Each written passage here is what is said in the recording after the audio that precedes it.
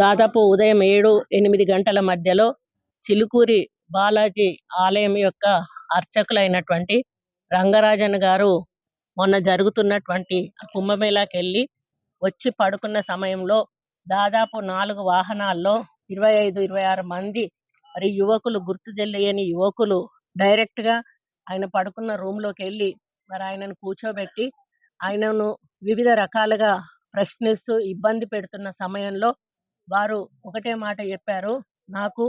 ఇంకా నేను స్నానం చేయలేదు. నేను గుడికి పోవాల్సిన సమయం ఉన్నది. ఏదైనా ఉంటే తర్వాత మాట్లాడుకుందాం అని చెప్పి వారు చెప్పినప్పుడు, రామరాజ్యం కోసం చేయాలి అనేటువంటి మాట ఏదో తీస్తూ ఆయనను ఇబ్బంది పెట్టే కార్యక్రమం చేశారు. అప్పుడు వారేమన్నారంటే, మేము చేస్తున్నది కూడా రామరాజ్యమే.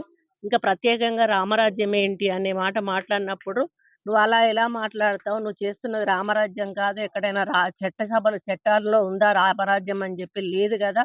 కానీ చెయ్యాలి, అందరూ గూడా మీరు రామరాజ్యం కోసమే చెయ్యాలి అని చెప్పి ఆయన మీద ఒత్తిడి తెచ్చినప్పుడు, ఆయన మీతో ఇప్పుడు మాట్లాడదలుచుకోలేదు అనంగానే, అందులో ఒకతను టేక్ హిమ్ ఇంటూ కస్టడీ అని చెప్పి వెంటనే అనడంతోటి వాళ్ళందరూ గూడా అతని మీద ఎగబడి కొట్టడం జరిగింది. అదృష్టవశాత్తు మరాయన కొంత ఏజ్‌లో పెద్దవాడు. మరి అక్కడ దేవుడే ఆయనకు చేసిన సేవలు ఈరోజు ఆయనకు అవసరం వచ్చినాయనుకుంటా. మరి కొద్ది దెబ్బలతో బయటపడి వెంటనే ఆయన రియాక్ట్ అయ్యి పోలీస్ డిపార్ట్‌మెంట్‌కు ఫోన్ జేయడం జరిగింది.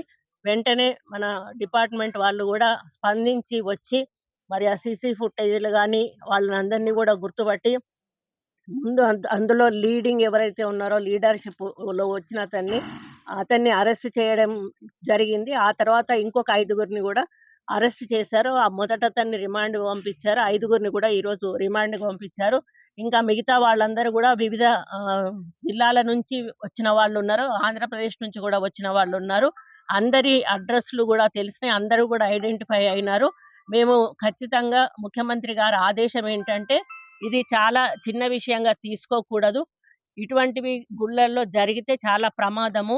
రేపు రాబోయే కాలంలో ఇంకా ఎక్కువ జరిగేటువంటి అవకాశం ఉంటుంది. కాబట్టి దీన్ని మొగ్గలోనే తుంచేయాలి. అటువంటి వాళ్ళ మీద ఏవి కేసెస్ అయితే అప్లికబుల్ అయితాయో ఆ సెక్షన్స్ అన్నీ గూడా పెట్టి వారిని రిమాండ్‌కి పంపించమని చెప్పి ముఖ్యమంత్రి గారు కూడా స్వయంగా మరి అయ్యగారితో మాట్లాడడం జరిగింది. నాకు గూడా ఆదేశాలిచ్చి వెళ్ళి వాళ్ళ కుటుంబానికి ప్రభుత్వం అండగా ఉంటుంది. ఇక ముందు అటువంటివి ఏ ఇబ్బందున్నా గూడా మేముంటాము అని చెప్పమని వారు కోరడం జరిగింది. ముఖ్యంగా ఈ ఆలయం యొక్క ప్రఖ్యాతి ప్రతి ఒక్కరికి గూడా తెలుసు. ఇక్కడ ఒక నయా పైసా దక్షిణ తీసుకోరు. మరి ఎటువంటి డబ్బుల లావాదేవీలు ఎక్కడా గూడా ఇక్కడ జరగవు. అది స్వతహాగా వాళ్ళే ఆ గుడిని పోషిస్తూ ఎంతో లక్షల మందికి ఈరోజు నేను గూడా గతంలో చాలా సార్లు వచ్చి నేను గూడా మొక్కు తీర్చుకున్న దాన్ని. అటువంటి ఆలయంలో పూజిస్తున్న పూజారిని ఈరోజు ఈ విధంగా చేయడం చాలా దారుణం. ఒక్కటే నేను ఎవరైతే చేశారో వాళ్ళకి సంబంధించిన పై నాయకులకు చెప్తా ఉన్నాను. ఇటువంటివి చేయడం సరైంది కాదు.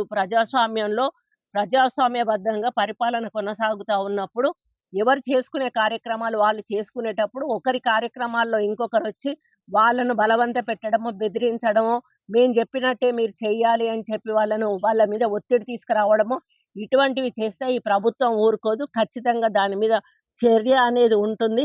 కాబట్టి ఇప్పుడు తీసుకున్న వాళ్ళని 100% 26 మందిని గూడా ఈ 2, 3 రోజుల్లో పోలీసు వాళ్ళు అరెస్ట్ చేస్తారు. వాళ్ళకు ఎన్ని సెక్షన్స్ అప్లికబుల్ ఈవెన్ 302 గూడా పెట్టమని చెప్పడం జరిగింది.